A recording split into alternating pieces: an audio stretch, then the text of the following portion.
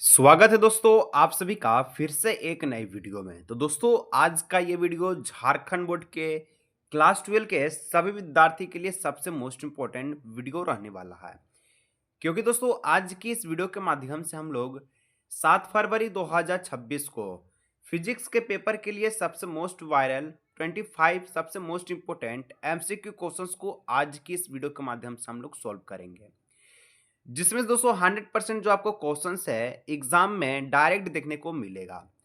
यदि आप लोग दोस्तों वीडियो को पूरा अंत तक देख के जाते हैं तो आप लोग के लिए दोस्तों एग्जाम में यह वीडियो चार चांद लगने वाला है।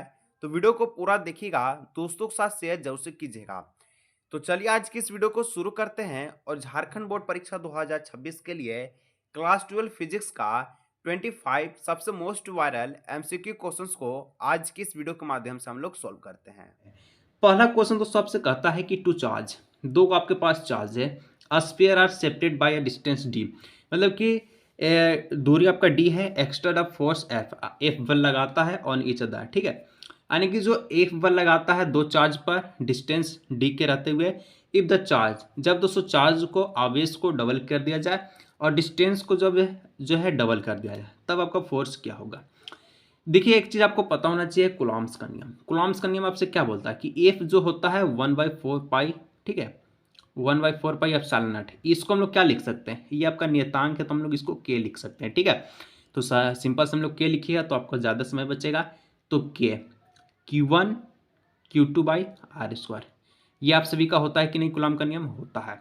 अब क्वेश्चन में आपको बोला है कि जो चार्ज दिया गया है ये आवेश जो है इसको हम लोग को डबल करना है। ठीक है, और जो आपका दूरी है, जो डिस्टेंस, इसको भी हमको क्या करना है, डबल करना है। देन आपको बताना है कि फोर्स क्या होगा, फोर्स पर क्या प्रभाव पड़ेगा। चलिए हम लोग देखते हैं। एफ बराबर के, ठीक है, 2Q1 2Q2। ऐसा इसलिए दोस्तों क्योंकि आपका दो आवेश है तो दोनों पर हम लोग को दूना करना है। ठीक है, और नीचे में आपका 2R स्क्वायर हो जाएगा क्योंकि आपका ये डिस्टेंस है, तो दो दूना हो जाएगा आपका 4, यानी कि एफ बराबर हो जाएगा Q। ठीक है, एफ बराबर के फॉर Q1 Q2, और नीचे दो का स्क्वायर हो जाएगा आपका 4 और ये आपका हो जाएगा R स्क्वायर। 4 से 4 दोस्तों आपका सिंपली से कट जाएगा, यहाँ जो निकलेगा F इज इक्वल टू के Q1 Q2 upon R square. क्या निकला, F बराबर के Q1 Q2 upon R square. तो क्या है, ये किस चीज़ का दर्शा रहा है, ये आपका कुलाम्स का नियम को दर्शा रहा है। इसका कहने का मतलब है, हम लोग अभी शुरू में देखें कि कुलाम्स का नियम होता है ए बराबर 1/4 pi epsilon not Q1 Q2 by R square, और सेम चीज़ वही आया है। इसका कहने का मतलब है कि एफ पर किसी प्रकार का चेंजेस नहीं होगा, यानी कि एफ फोर्स ज्यों का त्यों रहेगा। तो यहाँ पर ऑप्शन नंबर ए हो जाएगा, एफ हो जाएगा। ठीक है, चलिए आगे बढ़ते नेक्स्ट क्वेश्चन। ठीक है, हिंदी वाला आप लोग देख लीजिएगा, मिलाते चलिए, ऑप्शन नंबर ए हो जाएगा। अब दोस्तों 2 नंबर क्वेश्चन कहता है कि the minimum amount of charge observe so for is. अब देखिए यहाँ पर मिनिमम अमाउंट ऑफ चार्ज यानी कि अब तक पाए गए आवेश के न्यूनतम राशि। तो अब तक आवेश का जो न्यूनतम राशि है कितना है, आपको पता है 1.6 इंटू 10⁻⁻19 कूलम। ऐसे इसलिए क्योंकि हम लोग जानते हैं कि एक इलेक्ट्रॉन पर इतना आवेश होता है, इतना चार्ज होता है। ठीक है, तो यहाँ पर ऑप्शन समझ सी हो जाएगा। देखिए कैसा क्वेश्चन है, इसी प्रकार का लेवल का क्वेश्चन रहेगा, बिल्कुल भी आपको दिक्कत नहीं लेना है। अब देखिए 3 number, dielectric constant of for metal is. देखिए अब धातु का परावैद्युतांक कितना होता है, धातु का हम लोग जानते हैं इन्फिनाइट होता है, यानी कि अनंत होता है।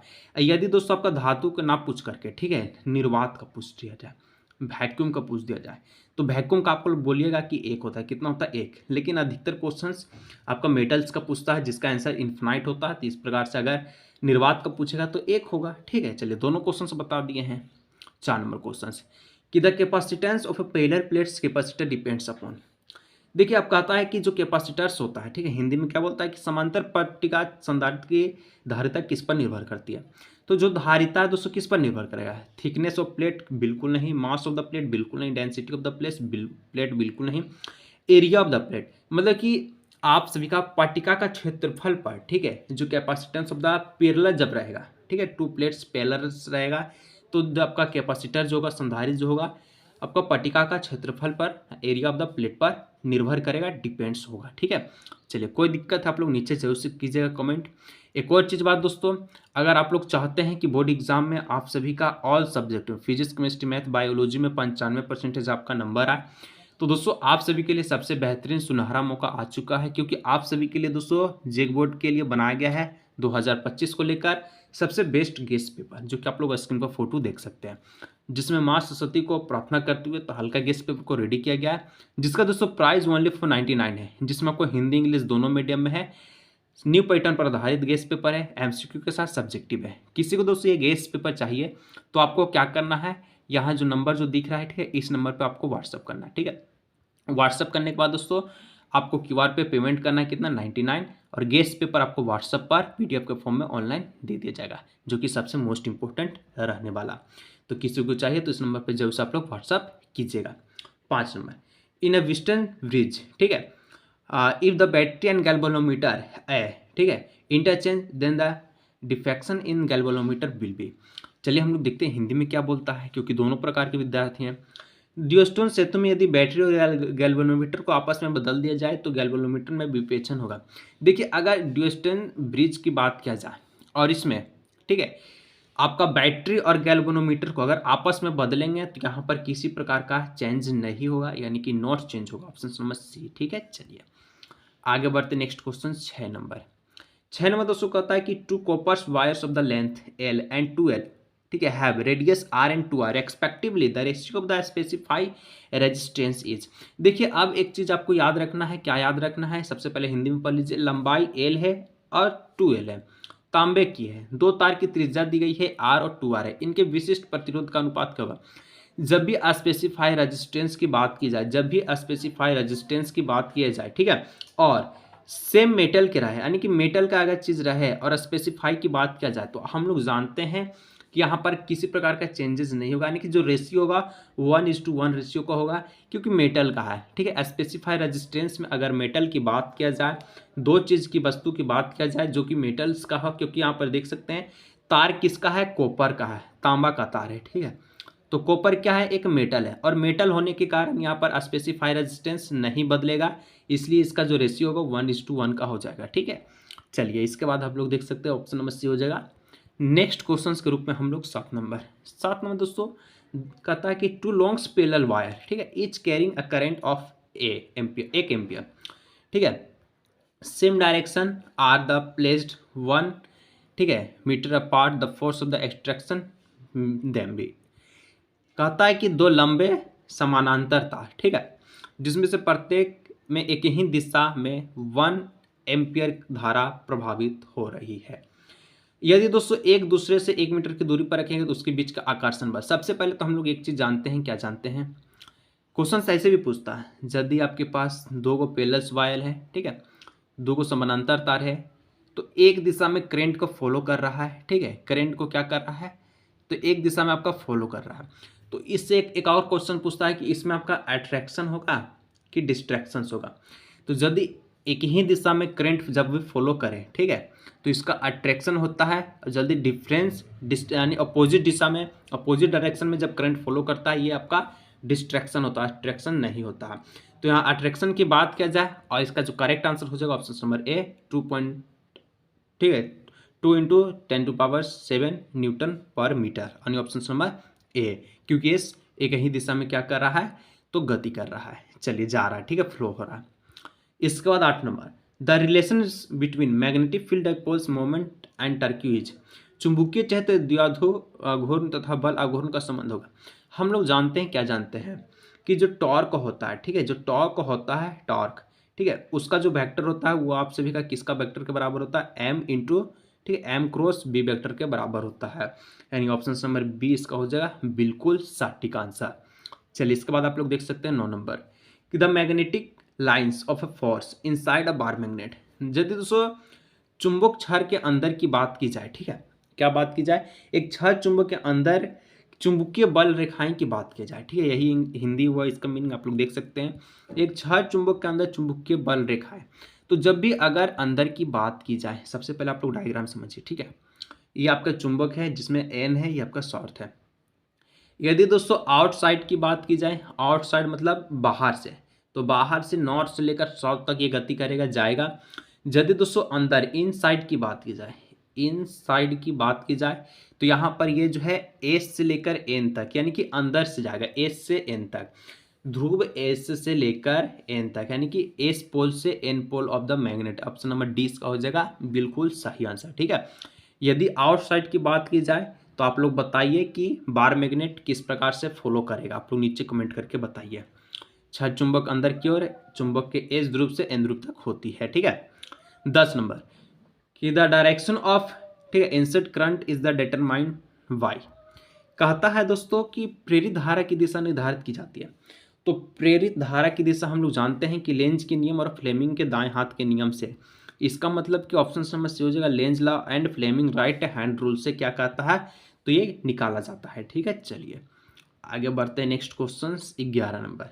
दोस्तों वेबर पर मीटर स्क्वायर, ठीक है, किसका यूनिट है? वेबर पर मीटर स्क्वायर मैग्नेटिक फील्ड चुंबकीय क्षेत्र का एसआई मात्रक वेबर पर मीटर स्क्वायर है। ठीक है, आप लोग याद रखिएगा। तो यहाँ पर ऑप्शन नंबर ए इसका हो जाएगा बिल्कुल करेक्ट आंसर।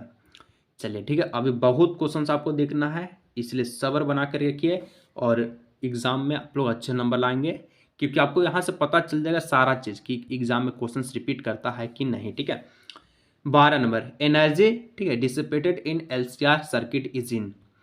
कहता है कि एलसीआर परिपथ में ऊर्जा का क्षति होता है। एलसीआर परिपथ में अगर ऊर्जा की क्षति की बात की जाए तो एल का नहीं होगा, सी का नहीं होगा, केवल आर का होता है। ठीक है, ओनली आर, आर ओनली, यानी ऑप्शन नंबर सी। चलिए इसके बाद आप लोग देखिएगा 13 number. The peak value of the alternative current is I naught. Peak value क्या है अल्टरनेटिव करंट का, एसी करंट का कितना है, तो आई नॉट है। ठीक है, it's roots mean square value will be. तो स्क्वायर वैल्यू मीन भी क्या होगा, आई नॉट बट्टे में अंडर रूट 2, यानी ऑप्शन नंबर ए। बिल्कुल इसी प्रकार का क्वेश्चन आपसे पूछेगा, आपको दिक्कत नहीं लेना। प्रेरित धारा यदि दोस्तों चरम मान का आई नॉट है तो इसका वर्ग माध्य मूल आपका आई नॉट अंडर रूट 2 हो जाएगा। ठीक है, चलिए आगे आप लोग देख सकते हैं 14 number. Dash used for photographic in fog. कोहरे में फोटोग्राफी के लिए प्रयुक्त की जाती है। तो कोहरा में दोस्तों अगर आपको फोटो खींचना है, ठीक है, तो आप लोग इंफ्रारेड का प्रयोग कर सकते हैं, जिसको हम लोग हिंदी में कहते हैं अवरक्त किरणें। ठीक है, अब देखिएगा ये 2023 में क्वेश्चंस पूछा गया कि नहीं। ठीक है, ये आपको सारा चीज़ पता चलेगा। अभी आप लोग 2024 का देखिए, इस वीडियो में 2023 का देखिएगा तो आपको पता चल जाएगा।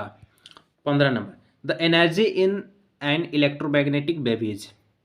दोस्तों इलेक्ट्रोमैग्नेटिक वेव का एनर्जी आपको बताना है क्या होता है। ठीक है, एक विद्युत चुंबकीय तरंग में ऊर्जा क्या होती है, कैसे होती है, तो यहाँ पर हम लोग जानते हैं कि विद्युत और चुंबकीय क्षेत्र के बीच समान रूप से विभाजित होती है, यानी कि आपका बंटवारा होता है। ठीक है, equally divided between direct electric and magnetic field, option number C.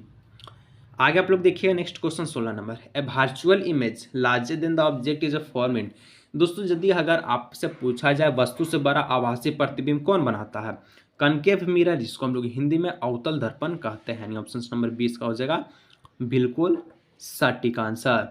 17 number question कि with increase in wavelength than the value of the reflexive index. तरंग दैर्ध्य में वृद्धि के साथ अपवर्तनांक का मान डिक्रीज होता है, हमेशा क्या होता है, घटता है। ठीक है, तो यहाँ पर हम लोग जान सकते हैं इसका जो ऑप्शन नंबर बी होगा घटेगा। ठीक है, तरंग दैर्ध्य में वृद्धि के साथ अपवर्तनांक का मान घटेगा हमेशा। 18 number, the concept of secondary wavelength was given by. द्वितीयक तरंगाओं की अवधारणा दी गई थी। ठीक है, तो द्वितीयक तरंगाओं की अवधारणा हाइगेंस के द्वारा दिया गया था। ऑप्शन नंबर सी हो जाएगा। इस पे डेरिवेशन पूछेगा, चाहे तो आपका रिफ्लेक्शंस वाला पूछे या फिर रिफ्रैक्शन वाला पूछे। ठीक है, यानी कि अपवर्तन वाला पूछे या फिर परावर्तन वाला पूछे, आपसे पूछेगा। हाइगेंस के द्वारा अपवर्तन का जो डेरिवेशन है उसको कंप्लीट कीजिए। ठीक है, मैं आपको सारा चीज़ का क्वेश्चन दिखाऊंगा, आपको टेंशन नहीं लेना। 19 number, Young's double slit experiments use and, ठीक है, monochromatic source of the light the shape of the interference fringe, ठीक है, from on the screen is. Young का डबल स्लिट प्रयोग प्रकाश के एकवर्णीय स्रोत का उपयोग करता है। पर्दे पर बनने वाली व्यक्तिकरण फ्रिंज की आकृति कैसी होगी, तो ये आप सभी का जो आकृति होगा कैसा होगा, तो ये अतिपरवलय होगा। अतिपरवलय यानी कि हाइपरबोला। ठीक है, इसके बाद आप लोग देखिएगा 20 number, energy of photon is. Photon की ऊर्जा क्या होती है, एच मी होती है। ठीक है, यानी ऑप्शन नंबर यह हो जाएगा इसका सही आंसर। इसका दोस्तों आपका question number 21, the ratio of the de Broglie wavelength associated with two electrons accelerated through 25 volt and 36 volt. 25 volt और 36 वोल्ट से त्वरित दो इलेक्ट्रॉन से जुड़ी डी ब्रोगली तरंग दैर्घ्य का अनुपात। तो यदि वाला ये वाला क्वेश्चन आ जाए, डी ब्रोगली तरंग का अनुपात पूछा जाए, तो आपको क्या करना है कि लास्ट वाला जो आपका वोल्ट होगा उसको, ठीक है, आपको पहले लिखना है और 25 वाला आपको नीचे लिखना है और इसका आपको अनुपात कर देना है और यहाँ पर अंडर रूट लगा देना है। 36 का वर्गमूल कितना होगा, 6 होगा। 25 का आपका 5 होगा, यानी कि इसका हो जाएगा 6/5, ठीक है। 6 बट्टे में आपका क्या होता है, 5 होगा, यानी ऑप्शन नंबर डी। तो इस प्रकार से ऑप्शन नंबर डी इसका हो जाएगा सही आंसर। इसका 22 number, the force which cause a scattering of alpha particles, ठीक है, Rutherford alpha particles scattering experiment is. कहता है कि रदरफोर्ड के अल्फा कण परिकर्ण में प्रयोग, अल्फा कण के परिकर्ण का कारण बनने वाला बल है।